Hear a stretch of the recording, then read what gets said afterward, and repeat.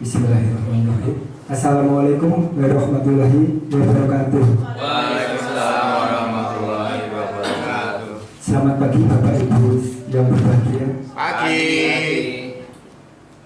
Pertama-tama yang kami hormati Bapak Kepala Sekolah SMK Negeri 4 Bojonegoro. Yang kami hormati Bapak Ibu Guru SMK 4 Bojonegoro.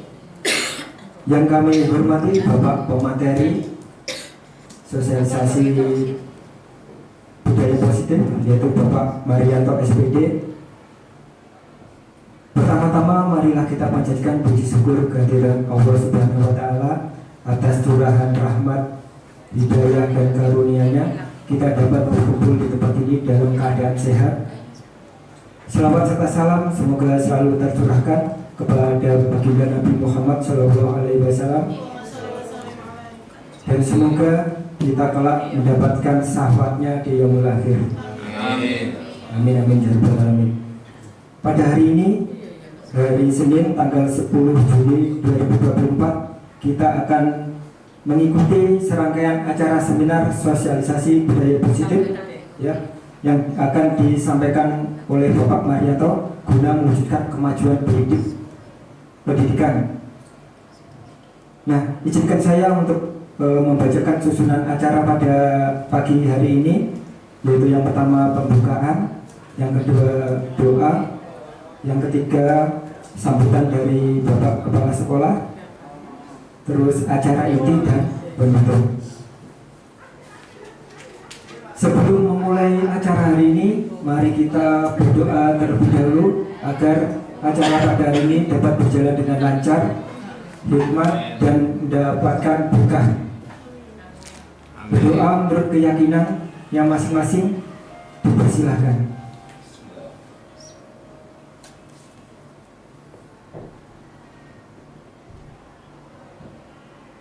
Amin amin ya rabbal alamin. Memasuki agenda selanjutnya, yaitu sambutan yang akan disampaikan oleh Bapak Kepala SMK Negeri 4 Bojonegoro. Waktu dan tempat kami persilahkan.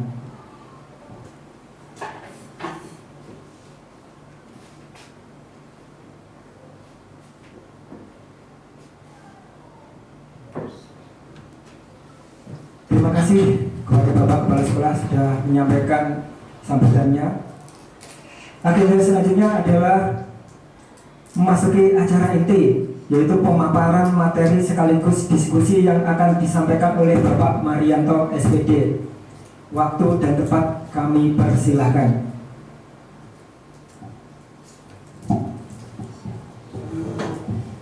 Bismillahirrahmanirrahim. Assalamualaikum warahmatullahi wabarakatuh. Sama-sama maka kita lanjutkan puji syukur kepada Allah Subhanahu wa Ta'ala, karena pada hari ini kita masih diberi nikmat kesehatan dan kesempatan bisa menghadiri undangan dari kami ya, Guru Pemuda Angkatan 10 untuk mengikuti seminar budaya positif di SMK Negeri 4 Bojonegoro. Selawat serta salam kita lanjutkan aturkan pada Nabi Muhammad SAW, semoga di yaumul akhir kita mendapatkan syafaat dari beliau. Amin ya rabbal alamin. Bapak Ibu, pertama-tama sekali lagi saya ucapkan terima kasih yang sebesar-besarnya karena bisa mendapatkan waktunya menghadiri undangan kami di sela-sela kesibukan Bapak Ibu semuanya ya.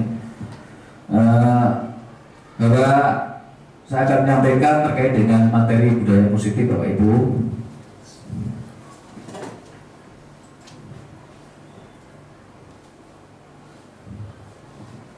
Lebih dahulu saya tanyakan, apakah makna dari budaya positif Bapak Ibu? Positif ini biasanya arahnya ke hal yang baik ya.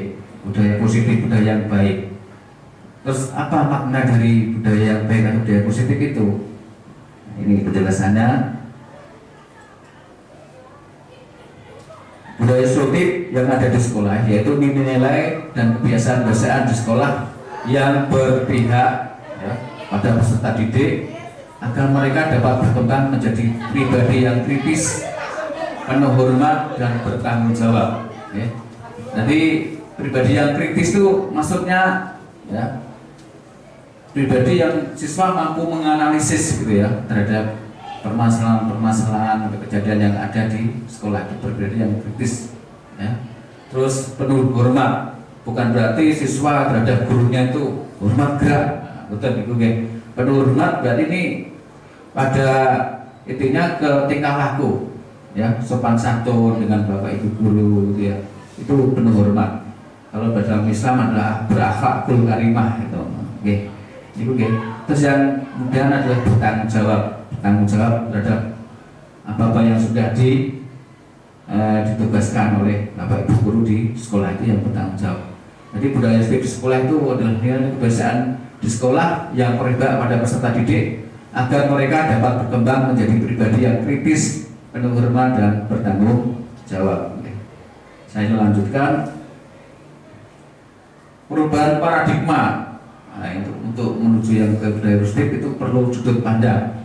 Nah ini ya, ini saya tampilkan bapak ibu siswa-siswa siswa-siswi yang melakukan kegiatan itu ya. Itu ada, kalau dari ini gambar ini ada sudut pandang kegiatannya anak-anak ya. Ada olahraga, ada di lab komputer dan di teknik kelas ini ya. Ini arahnya ke daya positif. Terus filosofi pendidikan Ki Hajar Dewantara ya,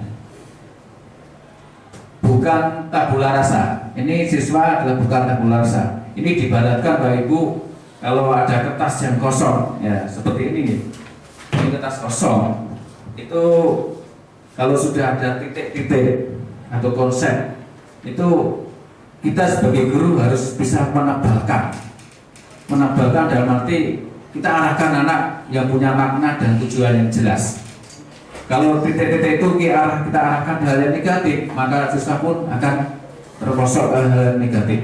Jadi siswa adalah bukan tabula rasa, maksudnya seperti itu.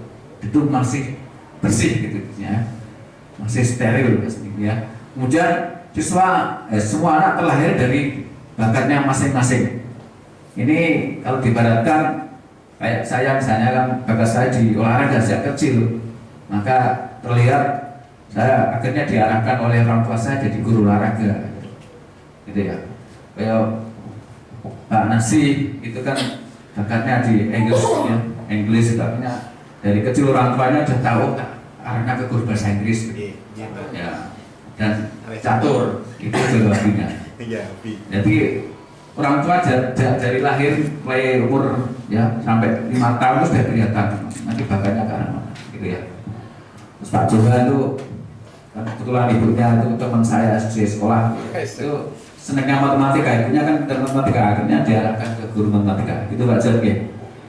Pak Tris juga itu senangnya budi pekerti, jadi ke arahnya ke guru PKN gitu ya.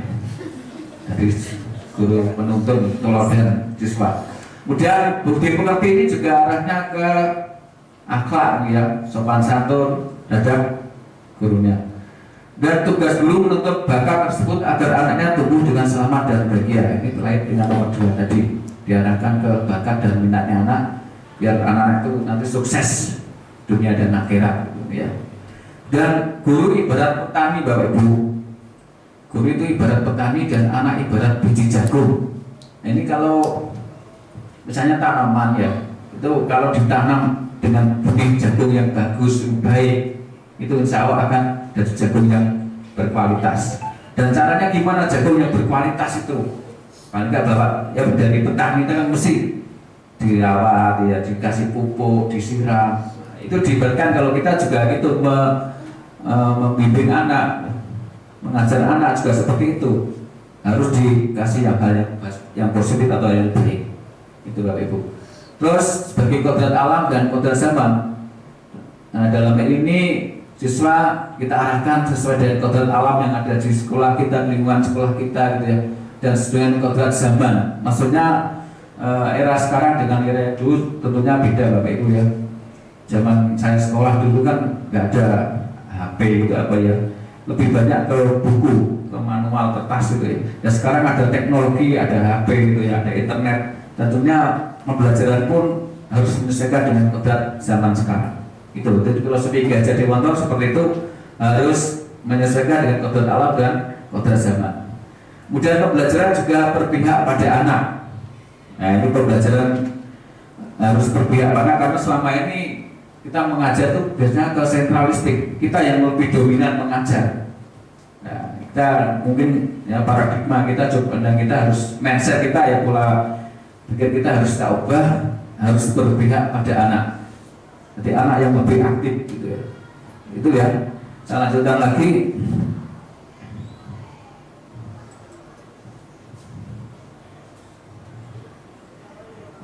Ini sudut pandang Bapak Ibu perubahan paradigma. Untuk membangun budaya yang positif, sekolah perlu menyediakan lingkungan yang positif, aman dan nyaman, agar murid-murid mampu berpikir, bertindak, dan mencipta dengan merdeka, mandiri, dan bertanggung jawab. Ya. Jadi budaya positif itu ya, pengaruhnya dengan lingkungan yang positif Bapak Ibu.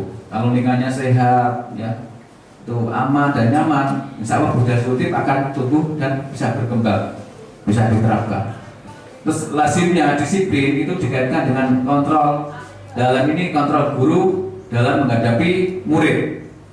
Nah ini harus perlu teknik sabar tingkat tinggi. Terutama kita yang ngajar di SMK itu beda di SD SMP ya. Mohon maaf itu kalau di SMK itu, apalagi dulu kan terkenal STM, biasanya lebih banyak laki-lakinya dan tingkat emosinya lebih tinggi. Jadi kita harus bisa mengontrol dalam pembelajaran terhadap siswa.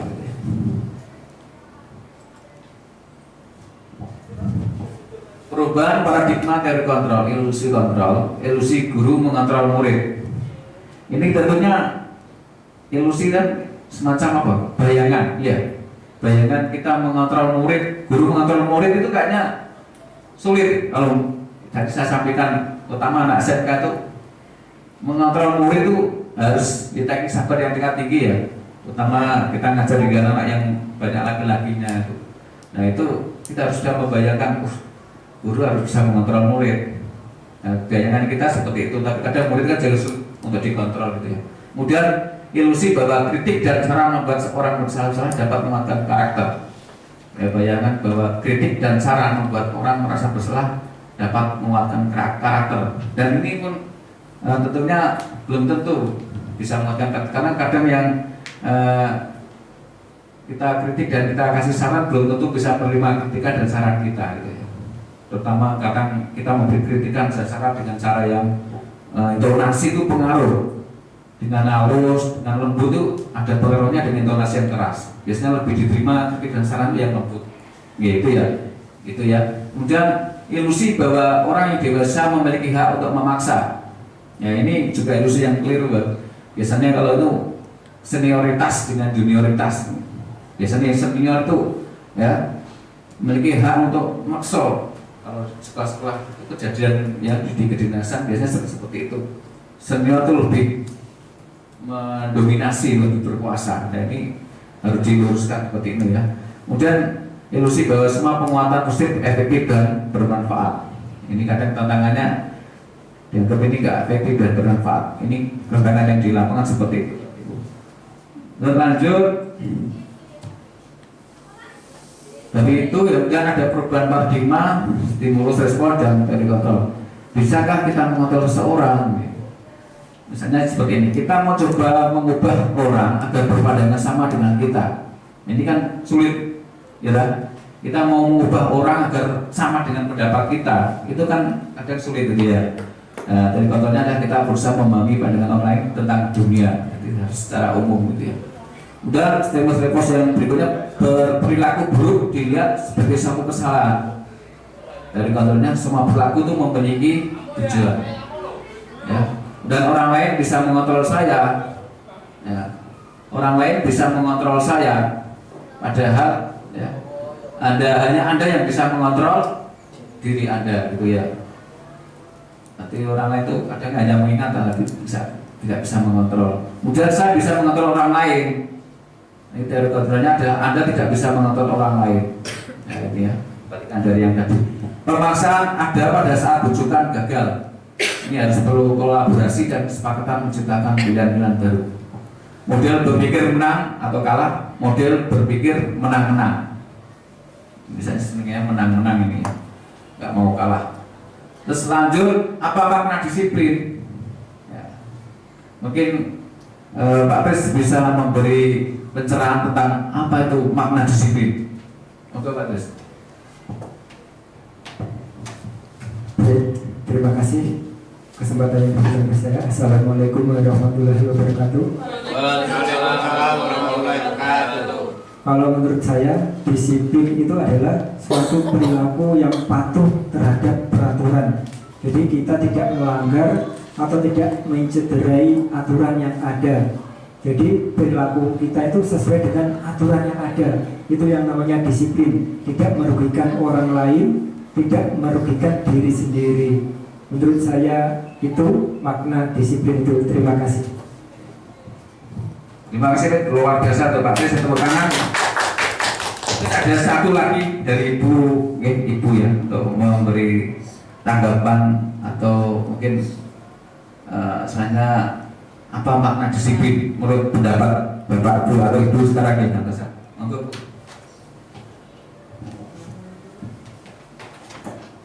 terima kasih. Kalau menurut saya, Bapak Ibu, mungkin saya memaknai disiplin sebagai suatu ketaatan kita terhadap suatu peraturan yang ada dan berlaku. Kita berusaha melakukan sesuatu sesuai dengan apa yang seharusnya dilakukan. Jadi tepatnya lebih pada disiplin itu ketepatan terhadap sesuatu. Terima kasih. terima kasih Bu. Oke, tepuk tangan. Luar biasa jawabannya. Jadi ketepatan atau taat dengan aturan ya. Itu intinya itu ya. Ini kalau menurut saya kata disiplin itu sering dikaitkan dengan tata tertib, ya, teratur dan kepatuhan pada peraturan. Tidak disampaikan Pak Tes, Ibu. Kata disiplin juga sering dihubungkan dengan hukuman. Nah ini yang di lapangan seperti itu ya, disiplin mesti dikaitkan dengan hukuman. Padahal itu sungguh berbeda karena belajar dengan disiplin tidak harus dengan memberi hukuman. Nah ini harus kita luruskan Bapak Ibu, jadi ya belajar dengan disiplin tidak harus dengan memberi hukuman. Justru itu adalah salah satu alternatif terakhir dan kalau perlu tidak digunakan sama sekali. Ini dalam praktek saya di sajian ngajar BCO kalau olahraga itu, ya ini mohon maaf saya kadang ya out of control gitu ya. Di saat seharusnya saya tegur dulu, ya misalnya terlambat mengikuti pelajaran olahraga, saya kasih hukuman push up. Nah, ini kalau dalam ya budaya positif seperti itu boleh tidak menimbulkan yang baik, menimbulkan hal yang kurang baik. Sebenarnya anak itu akan merasa teringat terus dengan hukuman tersebut. Jadi harus dengan ke segitiga restitusi tadi ya, nanti akan kita bahas lebih lanjut ya.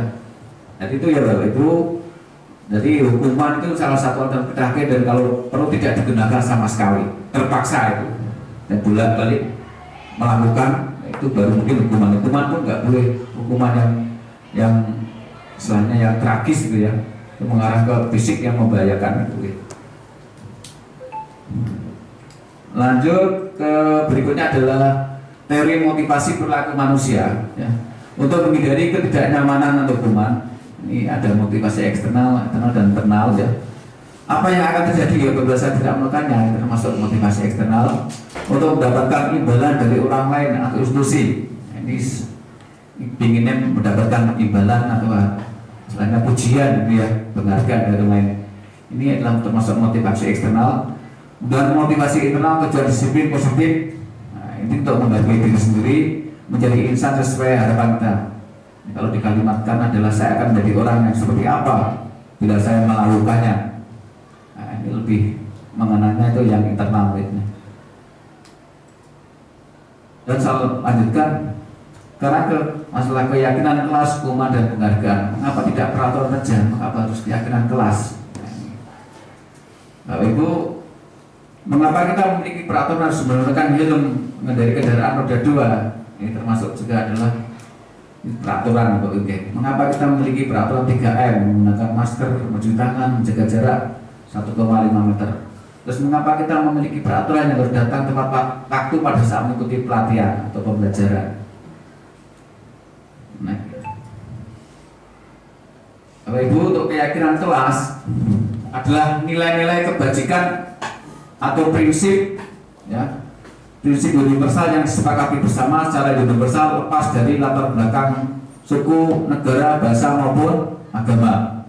Jadi kalau kita membuat keyakinan kelas di kita itu harus, ya, disepakati secara universal. Nggak boleh karena agamanya ini harus ini, gitu ya. Sukunya ini harus ini, ya, itu harus kita hilangkan, gitu ya. Terus menurut Gosen, suatu keyakinan yang akan lebih motivasi seorang dari dalam intrinsik, ya.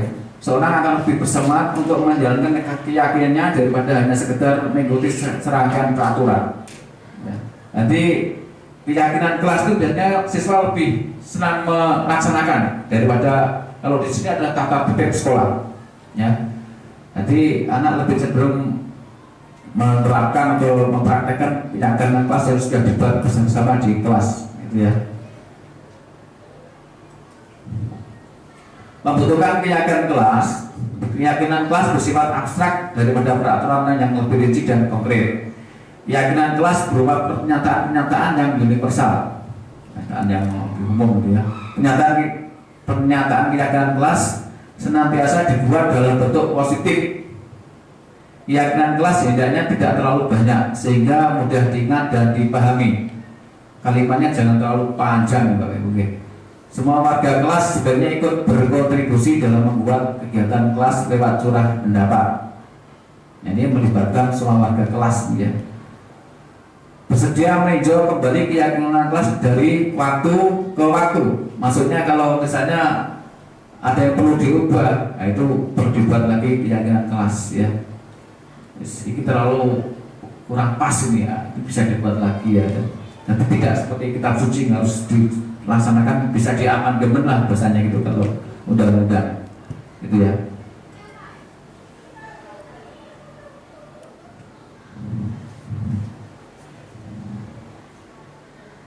Ini Bapak Ibu peraturan keyakinan diberikan di 7. Selalu ini peraturannya misalnya gini, selalu kembalikan buku ke tempatnya. Nah ini keyakinan kelasnya adalah tanggung jawab, ya.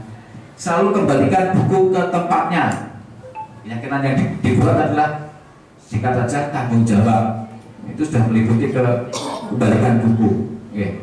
Paham ya? Terus yang berikutnya dilarang mengganggu orang lain, menghormati orang lain dan diri sendiri.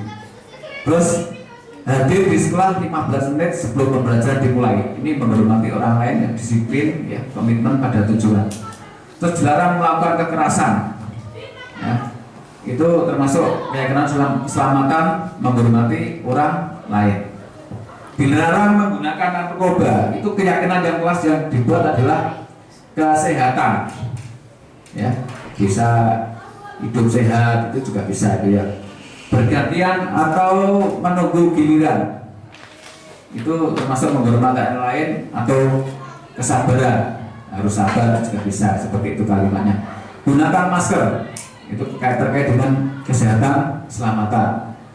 Jangan berlari di kelas atau koridor, keselamatan atau keamanan. Sampai di sini terkait peraturan yang kelas ada yang ditanyakan? Jelas ya Bapak Ibu, ya? Jelas ya? Oke, next saya lanjutkan. Ini contoh proses penerapan penulisan keyakinan kelas. Bapak Ibu, saya di 10 TP1 ini saya membuat keyakinan kelas. Yang pertama adalah anak saya suruh membuat menulis keyakinan kelas yang ingin dicurahkan untuk kelas kita, gitu ya, kelas saya, gitu ya.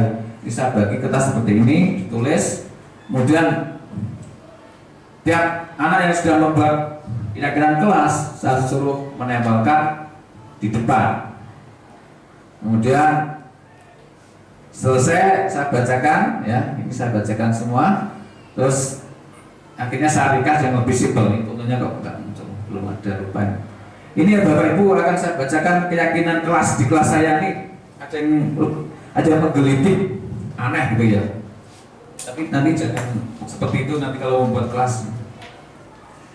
Ini yang pertama ada yang seperti ini. Datang harus tepat waktu. Ini bagus ya. Jangan terlambat kalau datang ke sekolah. Disiplin termasuk ini ya. Terus boleh tegas kepada guru jika benar, dan guru juga tidak boleh seenaknya seenak saja kepada murid. Ya, ini bukan keyakinan kelas, tapi ini semacam curhat. Pinginnya tuh siswa kayak di apa namanya, dimanja, betul gitu ya. Boleh tegas pada guru jika benar, dan guru tidak boleh seenaknya seenaknya saja kepada murid. Ini bukan keyakinan kelas ini. Terus saling membantu teman yang kesusahan. Kalau keyakinan kelasnya apa nih? Gotong royong, betul. Berarti Pancasila, profil pelajar Pancasila, gotong royong. Jangan meninggalkan kelas pada saat jam pelajaran berlangsung. Ini terkait dengan disiplin. Dilarang merokok di kelas, betul. Dilarang bermain Free Fire, sport itu loh. Sering kalau jam kosong, seperti itu. Ini termasuk curang untuk buat keyakinan kelas ya. Boleh makan asal jangan berisik atau mengganggu. Ini berarti kan dia mengikuti pembelajaran tapi diizinkan untuk makan. Ya semacam curhat ini, bukan keyakinan kelas. Tapi saya tampung semuanya Bapak Ibu nih, keyakinan kelasnya yang dibuat anak-anak. Terus yang aneh lagi Bapak Ibu, ya. Ini hampir sama, dilarang suka. Ini dilarang suka sama anak RPL 4.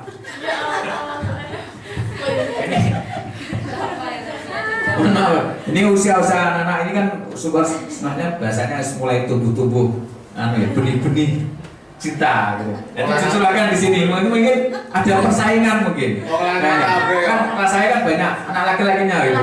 Berarti waduh nyenengin anak RPL 4 ini dilarang dicurahkan di sini. Dilarang suka sama anak RPL 4. Kacau ini. Bukan keyakinan kelas ini. Keyakinan kelasnya apa tuh kalimat? Gak ada ya. Jangan menelikung. Ini ada yang aneh lagi ini. Mencintai Cindy adalah seni melukai diri. Gak tahu ini. Mungkin kelas 10 RPL sudah. Oh, bagus nih. Luar biasa. Ya Pak ya. Ini juga bagus ini. Mengerjakan tugas tepat waktu. Luar biasa. Membiasakan diri berpakaian rapi dan sopan. Bagus ya, ini termasuk disiplin juga ya. Siswa harus sampai sekolah tepat waktu sama tadi membacakan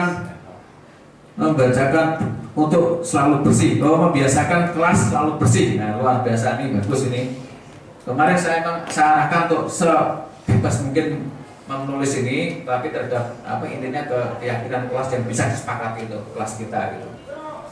Cuma yang tadi yang aneh ini enggak perlu saling peduli, menghargai dan membantu sama orang lain, gotong royong gitu maksudnya.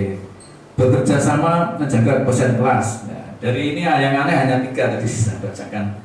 Tapi alhamdulillah kok anak-anak bisa membuat keyakinan kelas yang sudah mencakup dari disiplin, dari tertib, kebersihan, gotong royong. Cuma satu yang belum tersentuh adalah mengingatkan untuk sholat berjamaah, itu belum masuk tadi. Itu Bapak Ibu saya lanjutkan.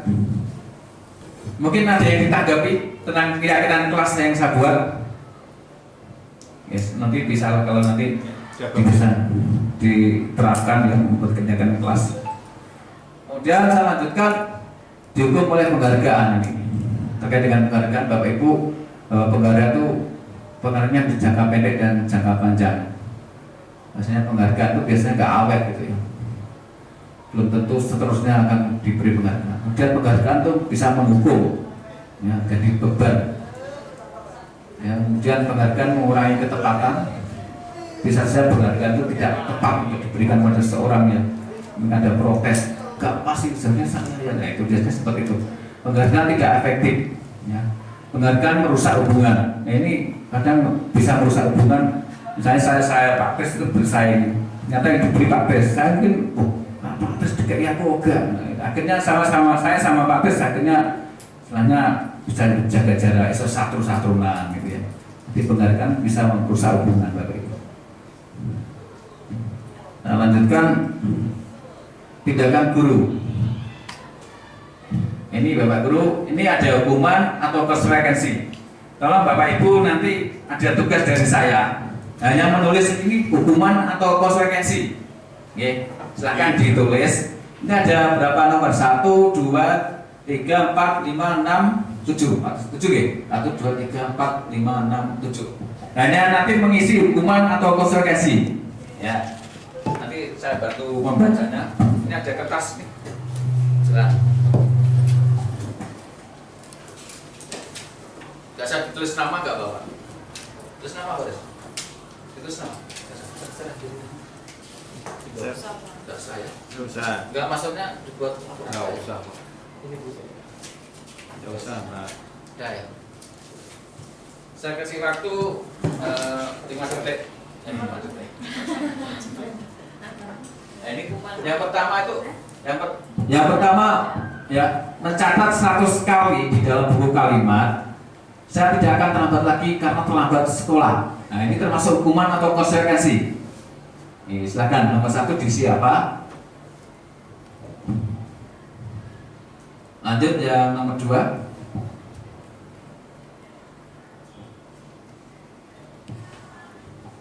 Lari mengelilingi lapangan basket 2 kali karena terlambat hadir di sekolah. Ini termasuk hukuman atau konsekuensi. Kemudian yang ketiga, murid diminta untuk push up 15 kali karena tidak menggunakan masker ke sekolah. Nah, ini hukuman atau konsekuensi.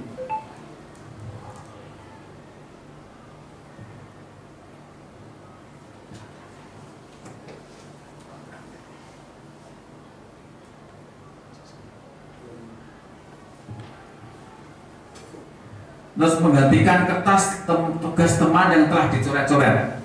Nah, ini tugas teman yang sudah selesai itu dicoret gitu. Menggantikan kertas tugas teman yang telah dicoret. Terus yang berikutnya, membersihkan tumpuan air di meja tulis karena tersenggol pada saat belajar. Membersihkan tumpuan air di meja tulis karena tersenggol pada saat belajar. Yang keenam, ya, meminta murid tidak menggunakan sepatu seharian di sekolah karena tidak menggunakan sepatu hitam. Nah, ini minta murid tidak menggunakan sepatu seharian di sekolah karena tidak menggunakan sepatu hitam. Ini hukuman atau konsekuensi.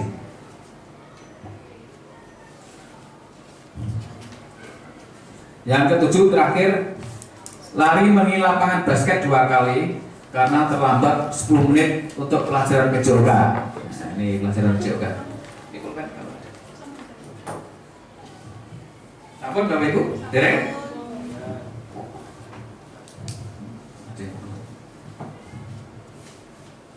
Ampun nggih.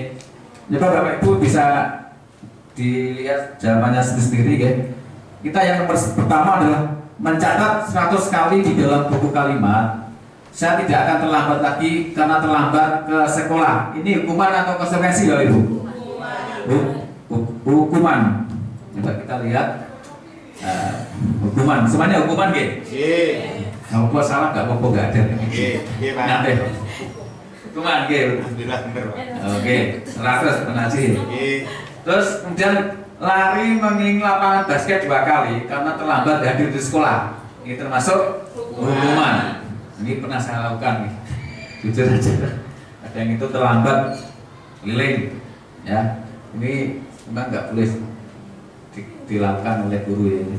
Murid diminta untuk push up 15 kali karena tidak menggunakan masker ke sekolah. Ini hukuman. Ada konsekuensi nggak ada ya? Hukuman. Ini kawan push up, ini masuk hukuman ya. Sama dengan tadi lari itu. Kemudian menggantikan kertas tugas teman yang telah dicoret-coret. Nah, ini konsekuensi. Jadi dia ada tanggung jawab Bapak Ibu untuk temannya yang dirugikan, gitu ya. Didolimi. Dasar guru air. Dolimi. Terus membersihkan tumpahan air di meja tulis karena tersenggol pada saat belajar. Itu konsekuensi. Ada dari perbuatannya dia akhirnya merasa tanggung jawab, akhirnya membersihkan tumpahan itu ya. Itu konsekuensinya. Dan murid disuruh untuk mengenakan sepatu seharian di sekolah karena tidak menggunakan sepatu hitam. Ini hukuman gitu ya. Oke. Terus kemudian lari, ini kode itu PJOK terus ini. Lari mengelilingi lapangan basket 2 kali karena terlambat 10 menit untuk pelajaran PJOK. Oke. Itu ini hukuman. Ya, betul. Ini hukuman dan konsekuensinya bisa ini. Karena apa? Mungkin bahasanya sudah ada keyakinan kelas, ya. Kalau terlambat harus konsekuensinya harus ini. Jadi bisa hukuman dan konsekuensi ya, itu 2. Ya, betul nggih? Ini bisa dirawat. Kasih bisa hukuman dan konsekuensi. Itu Bapak Ibu. Terima kasih Bapak Ibu, luar biasa sudah mengisi buku seperti ini ya. Ini bisa untuk bahasanya renungan. Oh, ini aku ini menghukum ini bagian dari konsekuensi ya. Luar biasa. Ibu tepuk tangan dulu Bapak Ibu. Terima kasih. Dan saya lanjutkan perbedaan hukuman dan konsekuensi. Nah ini hukuman itu sesuatu yang menyakitkan harus terjadi. Biasanya itu terpaksa, ya, harus dilakukan. Dan konsekuensinya sesuatu harus terjadi. Bedanya seperti itu. Dan membuat anak sakit. Nah hukuman itu bisa membuat anak sakit, fisik maupun hati, untuk jangka waktu lama. Diiling-iling Bapak Ibu. Ini kejadian saya ya waktu dulu SD itu ya. Saya itu waktu SD itu di kelasnya terlalu rame Bapak Ibu. Nah, dulu kelas saya kan, soalnya kelas yang 1, kelas 2 itu tetangga cepungan tembok sekarang kayu, apa belakang tuh. Jadi kelas ini rame itu mesti terdengar di kelas sebelahnya. Dan sebelah kelas saya itu gurunya pengurang dulu. Masuk kelas saya rame tabur kabeh pok. Terutama saat itu saya kebetulan nginceng, tiba-tiba guru saya itu di belakang saya pertama sih tabung itu, pak, gitu. Terus yang lain gantian sama. Jadi itu sampai sekarang itu saya ingat. Tapi luar biasa guru dulu kan itu mendidik disiplin, tapi caranya seperti itu, masih hukuman itu ya. Jadi itu akan membuat hati itu dan teringat terus sampai jangka waktu lama. Trauma. Ya. Agak trauma. Terus bisa traumaitis ini ya. Membuat anak merasa tidak nyaman dalam jangka waktu pendek, itu konsekuensinya. Terus anak membenci kedisiplinan, anak akan menghargai disiplin. Ya. Biasanya kalau hukuman itu akan malah membenci. Terus kalau konsekuensi itu anak akan menghargai disiplin. Dan paksaan, ya, hukuman itu biasanya bersifat paksaan. Konsekuensinya adalah stimulus atau tanggapan. Terus mendorong anak menyakiti diri sendiri, itu hukuman ya. Kalau konsekuensi adalah mendorong anak agar mudah menyesuaikan diri. Kemudian kalau hukuman itu ada konsep diri yang buruk, konsekuensi itu lebih ke yang baik. Kalau hukuman anak belajar untuk menyembuhkan kesalahan, kalau konsekuensi adalah anak belajar untuk mematuhi peraturan. Terus hukuman itu marah, rasa bersalah, dipermalukan, merasa tak dihargai. Kalau konsekuensi adalah kehilangan hak, dibuat tidak nyaman, diasingkan untuk sementara atau tempat. Itu Bapak Ibu perbedaan hukuman dan konsekuensi. Mungkin dari hukuman dan konsekuensi ini ya ada yang ditanyakan? Gak ada, jelas? Lanjut. Iya Pak. Karena kebutuhan dasar manusia Bapak Ibu, kebutuhan dasar manusia itu ada 5. Ada survival, ya. Survival itu apa? What is the meaning survival in Indonesia legend, you know? Bertahan hidup. Yes. Nah, mungkin bahasa Inggrisku lumayan Pak terus. Bertahan hidup. Oke. GPK mungkin bahasa Inggrisku lagi. Terus ada cinta kasih, diterima, penguasaan, kesenangan dan kebebasan.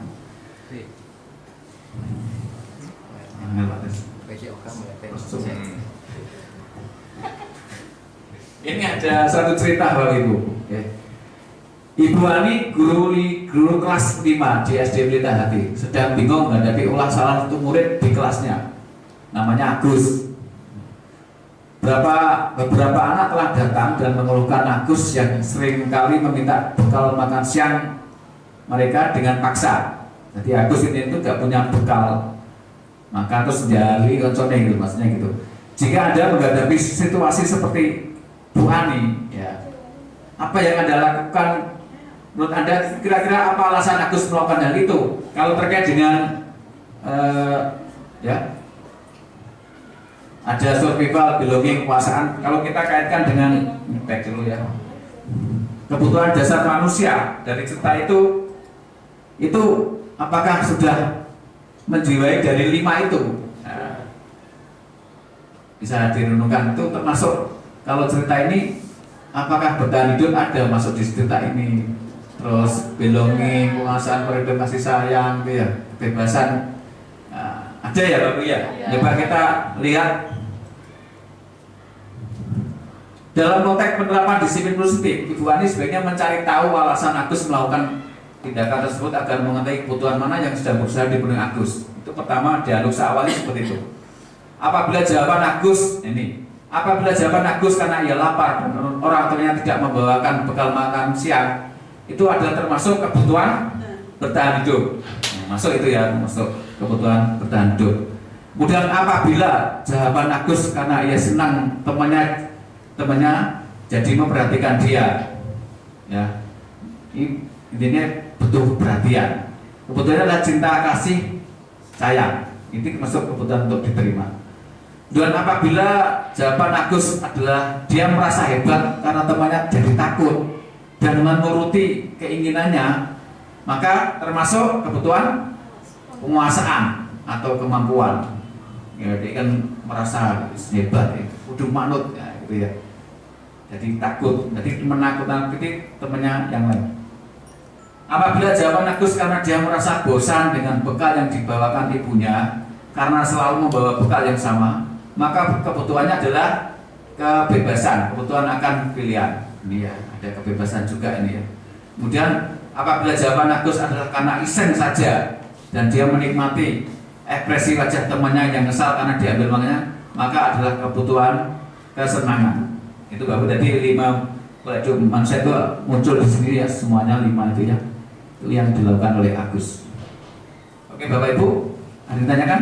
Jelas ya? Kita lanjut. Iya, jelas Pak. Terima kasih. 5 posisi kontrol. Nah ini Bapak Ibu, kita sebagai pengajar ya di sekolah itu harus bisa memposisikan ya, sebagai guru harus mengetahui 5 posisi kontrol ya. Yang pertama sebagai penghukum, pembuat merasa bersalah, teman, pemantau, dan manajer ya. Untuk penghukum ini ya, penghukum guru berbuat itu biasanya kalau penghukum itu mengganti, menunjuk-nunjuk, menyakiti gitu ya, menyindir gitu ya. Kamu tangannya mesti ada gerakan menuding gitu ya. Biasanya seperti itu. Ya, membuat merasa salah, berceramah dan maksudnya itu ibu kecewa gitu ya. Ada seperti itu. Nanti bapak kepala sekolah itu akan marah dengan saya kalau kamu pelajari terus. Gitu. Sebagai teman membuatkan alasan untuk berikutnya, menghitung, mengukur, pemantau itu ya. Manajer mengajukan pertanyaan-pertanyaan ini yang boleh mendewasakan ke anak dan sebagai manajer Bapak Ibu. Kemudian kalau guru berkata kalau kamu tidak melakukannya, awas ya, rasakan. Itu sebagai penghukum. Biasanya seperti itu. Antagonis bahasanya, ya, bukan protagonis, antagonis. Itu sebenarnya guru sebagai penghukum. Kemudian pembuat merasa bersalah, kamu sebenarnya kamu sudah tahu, ibu lah menyatakannya, ibu stres, nah, ini merasa bersalah ya. Yang sebagai teman, itu lebih dekat, lebih enjoy. Ayolah lakukan demi ibu. Nanti ibu kena marah oleh bapak kepala sekolah, biasanya gitu. Sebagai teman, tolong bantu saya. Terus pemantau itu apa peraturannya terkait dengan aturan-aturan ya. Terus manajer, apa yang kita yakini, apa yang bisa kau kerjakan untuk memperbaiki masalah ini. Itu manajer itu, sebagai seorang manajer itu lebih ke arah kedewasaan gitu ya. Terus hasil memberontak, penghukum itu hasilnya bisa memberontak tuh, menyalahkan orang lain, berusaha berbohong tuh, menyembunyikan, menyangkal berbohong, teman ketergantungan, pemantau menyelesaikan diri bila diawasi, manajer menguatkan pribadi. Kaitan dengan dunia berkualitas, murid meletakkan guru di luar dunia berkualitas. Jadi anggapan murid kalau guru sering menghukum itu dianggap dunia itu gak berkualitas gitu ya. Itu biasanya dampaknya seperti itu, gak disenangi, ya, kasarannya seperti itu. Membuat merasa bersalah, murid meletakkan guru di dalam dunia berkualitas, ya. murid meletakkan guru sebagai orang yang sangat penting di dunia berkualitas itu sebagai teman. Nah ini. Kemudian pemantau, murid meletakkan guru peraturan dan hukum di dunia berkualitas. Jadi dari ini ya, dari penghukum salah, teman, pemantau, pemanajer. Jadi yang penghukum itu yang dianggap murid di luar dunia berkualitas. Terus ini ada murid berkata, ya biarkan saja nanti juga marah-marah lagi. Biasanya murid seperti dihafali, mas paling kok diseneni gitu. Karena ada guru yang sering menghukum kan akan dihafali sama murid itu ya. Dan kalau merasa bersalah biasanya murid, oh maafkan saya ada rasa dia lebih dekat dengan gurunya gitu ya. Kemudian saya berpikir Bapak Ibu teman saya tetap begitu. Dia sampai ke manajer, bagaimana caranya saya bisa memperbaiki keadaan. Dampak pada murid kalau penghukum itu malah akan mengulangi kesalahannya. Karena yang agak disenangi itu biasanya mulai malah dapat biasanya gitu. Oke. Kemudian membuat merasa bersalah, merasa rendah diri. Kalau teman lemah tidak mesti tergantung. Pemantau menitik beratkan pada sanksi atau hadiah untuk dirinya. Yang manajer adalah mengevaluasi diri bagaimana cara memperbaiki diri. Bapak Ibu dari ini yang lebih baik adalah yang sebagai apa? Manajer. Oke, saya lanjut. Apa itu restitusi? Nah, restitusi adalah proses menciptakan kondisi bagi murid untuk memperbaiki kesalahan mereka sehingga mereka bisa kembali pada kelompok mereka dan karakter yang lebih kuat. Ini dari Gosen seperti itu ya.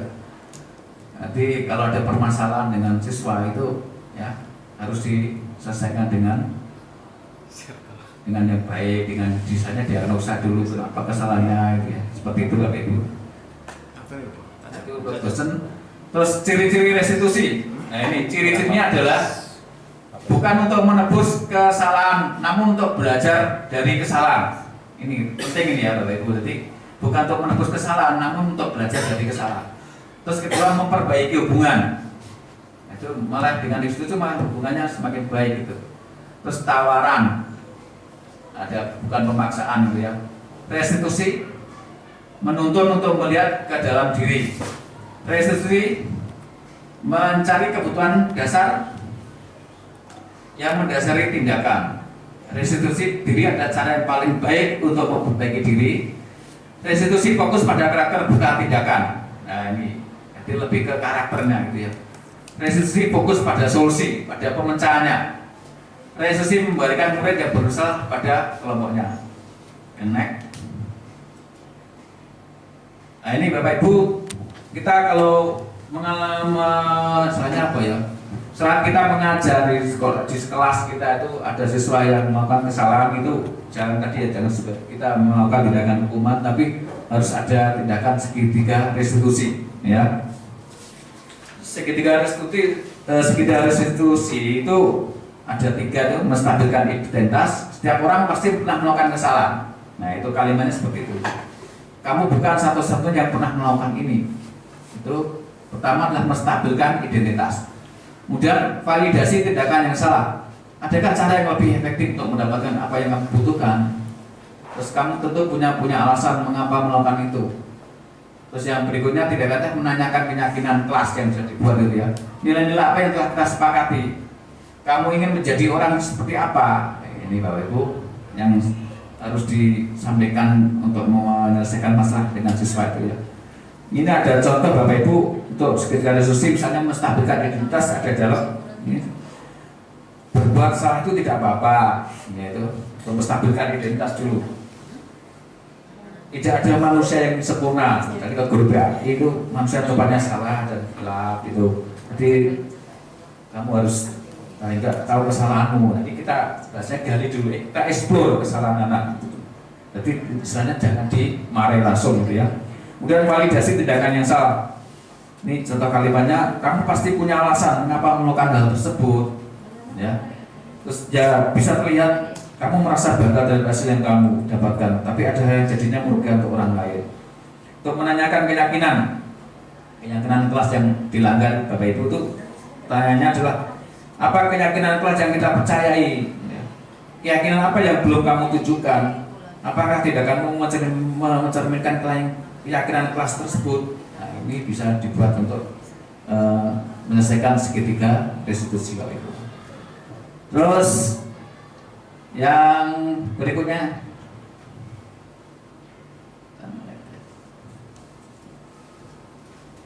praktek penerapan segitiga restitusi.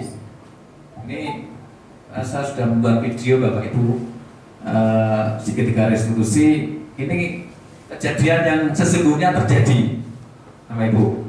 Ini saya klik belum bisa, belum canggih saya. Tapi ada. Intinya gini Bapak Ibu, saya di kelas saya itu ada laporan saat kemarin penilaian akhir tahun Pak di kelas itu ada 5 anak ini yang bednya tidak kelas 10. Jadi kelas bednya ada bed kelas 12. Ini ditemukan oleh salah satu dari pengawas, terus dilaporkan saya, difoto. Akhirnya saya tangani langsung itu. Jadi bukan kejadian yang diadakan, tapi memang kejadian yang sesungguhnya real itu ya. Saya panggil, saya jemput di kelas yang terdekat gitu ya. Terus saya mau lakukan segitiga restitusi kali itu. Pertama mustahil minta saya tanyai kesalahanmu apa ini terus. Yang kelas sudah kita buat apa yang kamu langgar. Akhirnya jujur menyatakan Pak bed saya keliru Pak, seharusnya pakai bed kelas 10. Jadi proses segitiga restitusi saya laksanakan. Terus terakhir dia mau bertanggung jawab ya, mandiri untuk mengubah bed tersebut menjadi bed yang sesuai dengan kelasnya, itu kelas 10. Nah akhirnya dengan kesadaran sendiri untuk besoknya nanti pulang langsung itu dipasang. Saya minta untuk besok sudah terpasang bed kelas 10. Nanti kita jangan menghadapi seperti itu permasalahan siswa, kita langsung kasih hukuman gitu. Kita stabilkan anak-anak dulu ya, kemudian ada tindakan divalidasi dulu, yang berikutnya menanyakan keyakinan yang sudah dilanggar itu. Itu Bapak Ibu, jadi penerapan segitiga restitusi itu sangat bermanfaat untuk kita gitu ya, karena itu juga bagian dari kita bisa istilahnya mengontrol emosi kita Bapak Ibu. Kalau misalnya kita kadang ya pengaruh dengan situasi dan kondisi di kelas kita ya. Mungkin saat kita ngajar tapi ada yang melanggar terus kadung nonton pasti kan muncul emosi, langsung yang kita kasih hukuman. Itu enggak, untuk kita lebih mengintrospeksikan diri ya, lebih sabar menghadapi murid ya. Apalagi kita mengajar di SMK itu berbagai macam karakter siswa. Jadi harapan saya Bapak Ibu, kalau ada permasalahan dengan anak, kita mencoba untuk melaksanakan dengan tahapan segitiga restitusi. Itu Bapak Ibu untuk pemaparan saya terkait budaya positif. Sebelum saya akhiri, mungkin ada tanggapan Bapak Ibu atau pertanyaan, monggo nanti akan dipandu oleh Bapak Sutrisno.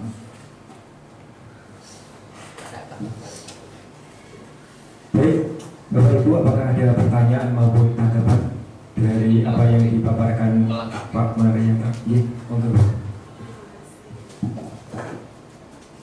Terima kasih Bapak. Yang ingin saya tanyakan, karena memang saya belum terlalu paham secara mendalam gitu ya. Kalau dari pemaparan ini yang saya pahami itu kan keyakinan kelas itu bisa dilakukan oleh anggota yang ada di kelas itu. Nah, bisa saja keyakinan kelas itu dibuat oleh wali kelas. Itu kalau berdasarkan pemahaman saya ya Pak. Nah, kemudian jika misalnya kita sebagai guru mata pelajaran yang tidak sebagai wali kelas itu, apakah misalnya diperbolehkan gitu membuat keyakinan kelas sesuai dengan jam pelajaran kita, misalnya seperti itu. Kemudian jika dalam kurikulum merdeka ini yang digaungkan adalah tentang keyakinan kelas bukan peraturan, maka untuk sekolah Bapak ya, itu kemudian menggunakan pedomannya keyakinan kelas itu. Setiap kelas itu kan bisa saja beda-beda keyakinan kelasnya, meskipun menggunakan bahasa yang universal, tapi kan bisa saja mungkin setiap kelas beda-beda. Nah, ini mungkin menurut saya kalau misalnya yang masalahnya itu terjadi contohnya berangkat terlambat, itu kan guru pertama yang ditemui kan guru piket, bukan wali kelasnya. Nah, itu nanti bagaimana melakukan segitiga restitusinya, karena keyakinan kelasnya bisa saja kan beda, bisa saja. Nah, mungkin itu yang saya tanyakan Bapak. Terima kasih. Terima kasih pertanyaan yang luar biasa. Mungkin Pak Bar bisa langsung jawabnya. Terima kasih.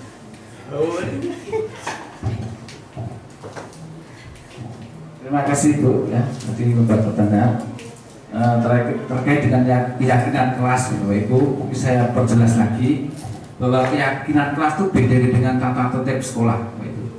Jadi kalau tata tertib itu sekolah itu yang dibuat oleh ini MET-nya dulu ya. MET-nya yang membuat adalah sebagian Bapak Ibu perwakilan, biasanya Bapak Kesiswaan, Bapak Waka, terus dengan kepala sekolah. Jadi tidak melibatkan guru-guru semua. Nah itu biasanya tata tertib itu sebenarnya kurang kalau kita sebagai guru penggerak kurang pas ya. Jadi kita lebih ke spesifiknya adalah keyakinan kelas. Namun kalau terjadi tadi pertanyaannya itu melanggar di saat jam pelajaran di kelas gitu ya, atau di saat ada guru piket yang nangani, apakah itu dikembalikan ke keyakinan kelas? Nah ini kalau menurut saya Bapak Ibu, keyakinan kelas tadi dibuat kelas. Kalau melanggar di kelas, otomatis yang dilanggar siswa itu adalah terkait dengan keyakinan kelas. Tapi kalau di luar kelas, otomatis adalah itu mengacu ke tata tertib sekolah. Kalau pas guru pelajaran bisa kita ngajar ternyata itu melanggar ya, untuk kita melanggar. Nah itu bisa nanti berkolaborasi gitu, sama guru kelasnya, wali kelasnya, mohon maaf. Itu Pak, ini dilaporkan ada keyakinan kelas, atau mungkin secara langsung menanyakan kelas itu secara semuanya bahwa anak-anak kalian sudah membuat keyakinan kelas belum? Sudah. Karena apa? Keyakinan kelas tetap dipajang di kelas Bu. Itu harus itu. Yang kedua biasanya kan tata tertib sekolah ya yang salah. Tapi sekarang harus dimunculkan adalah keyakinan kelas. Biar anak-anak kalau saat mengikuti pelajaran melanggar itu langsung kita hubungkan dengan keyakinan kelas yang sudah dibuat anak sendiri tersebut gitu ya. Jadi itu Bapak Ibu, jadi keyakinan kelas itu bukan sekali lagi untuk menghukum, tapi mengingatkan anak untuk selalu introspeksikan dirinya, oh saya itu melanggar, nah, itu untuk selalu mengingatkan ke anak agar tidak melanggar keyakinan kelas. Jadi intinya tata tertib sekolah itu lebih dibuat oleh warga hanya perwakilan. Kalau kelas itu wali kelas dan anak-anak sendiri. Itu Ibu. Jadi kita kalau nangani anak tersebut harus fleksibel Bu. Terus bisa saja mungkin kalau wali kelas menginginkan, ya Bu, jadinya tangani mawon, karena ini sudah buat keyakinan, monggo lah kalau diberi menang. Aslinya kalau keyakinan kelas yang menangani adalah wali kelasnya, Bro. Itu mungkin itu jawaban dari saya. Mungkin ada yang membantu, Pak Sen, Bu, berikan. Oke. Masih ada. Terima kasih Bu. Terima kasih Bapak atas waktu yang diberikan. Pertanyaan saya ini juga kasus Bapak, kasus yang terjadi pada saya sendiri. Tidak di sekolah ini maksudnya, sekolah sebelumnya. Ini tadi yang saya tangkap dari paparan Bapak adalah bahwa disiplin itu selalu merujuk kepada hukuman dan itu tidak dibenarkan. Jadi selalu ditekankan bahwa ketika anak melakukan atau melanggar peraturan harus dilakukan segitiga restitusi. Dan itu walaupun saya sebelumnya belum pernah mendapat materi seperti ini, tapi saya kalau dari saya pribadi memang tidak setuju dengan adanya hukuman, apalagi hukuman yang berupa fisik. Jadi sebisa mungkin akan saya lakukan komunikasi. Contoh misalnya ada salah satu anak saya itu selalu terlambat Bapak. Selalu saya tanya, kamu kenapa terlambat? Bangun kesiangan dulu. Kenapa kok bangun kesiangan? Tadi malam tidur jam berapa? Jam 1 malam. kok malam banget tidurnya. Saya main game Bu. Terus nggak diingatkan sama orang tuanya. Ya diingatkan. Selalu saya ajak komunikasi seperti itu. Kemudian saya mencoba mencari solusi juga sama anak itu. Gini ya udah, untuk hari ini tidak apa-apa, tapi besok jangan dilakukan lagi. Seandainya kamu lakukan, nanti kamu akan berbuat apa? Sebagai konsekuensinya kalau kamu bertindak seperti ini lagi terlambat, nanti kamu sendiri akan melakukan seperti apa? Saya mau jemput-jemput Bu, gitu. Oke. Akhirnya itu terjadi lagi Bapak. Keesokan lagi diulangi lagi. Akhirnya saya ada di titik ya wes lah gitu. Saya biarkan dan anak itu sampai sekarang pun terus terlambat. Pertanyaan saya adalah ketika anak itu sudah melanggar kesepakatan kelas, kita sudah melakukan sertifikasi restitusi, ternyata tidak ada hasil, apakah kita mentok ke treatment terakhir yaitu hukuman atau kita mengulangi tindakan sertifikasi restitusi itu kembali sampai kapan gitu pertanyaan saya. Ketika anak itu masih bertindak seperti semula. Terima kasih Bapak.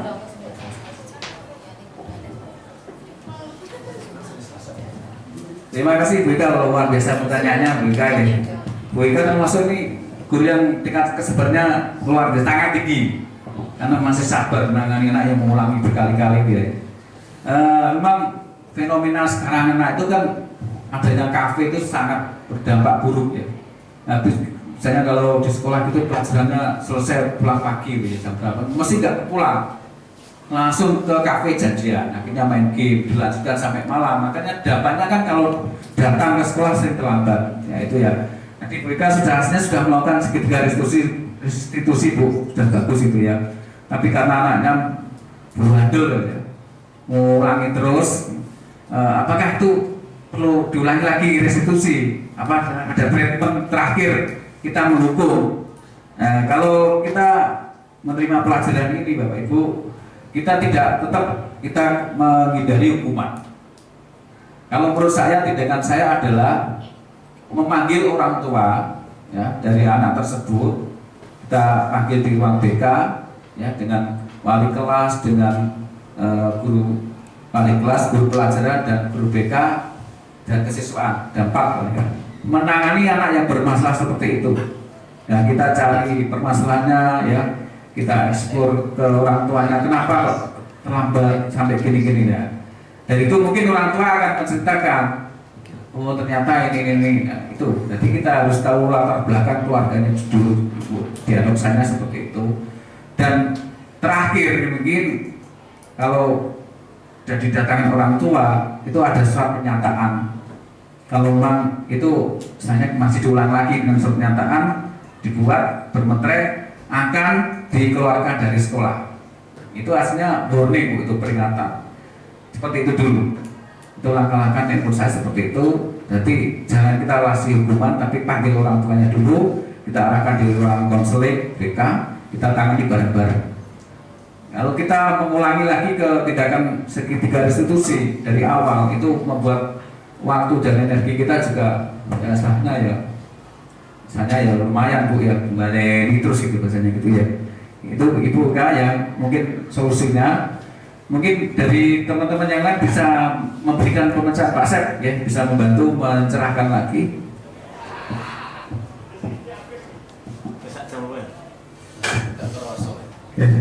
Saya hanya mau menambahkan saja dari apa yang disampaikan oleh Pak Maryanto. Memang kalau kita berkeluh ke saya sebagai guru untuk menangani hal-hal yang seperti itu ya memang ya namanya guru kan harus sabar ya. Untuk menangani segitiga restitusi ini memang kita butuh waktu yang lama, butuh proses. Tidak serta-merta kita mendidik anak itu meyakinkan anak untuk dengan sistem segitiga restitusi ini bisa jadi satu kali. Ya alhamdulillah, tapi kalau misalnya tidak ya diharap sabar tadi. Ya diharap sabar karena memang ini butuh proses. Karena kalau tidak dibiasakan dari sekarang ya kapan lagi gitu kan.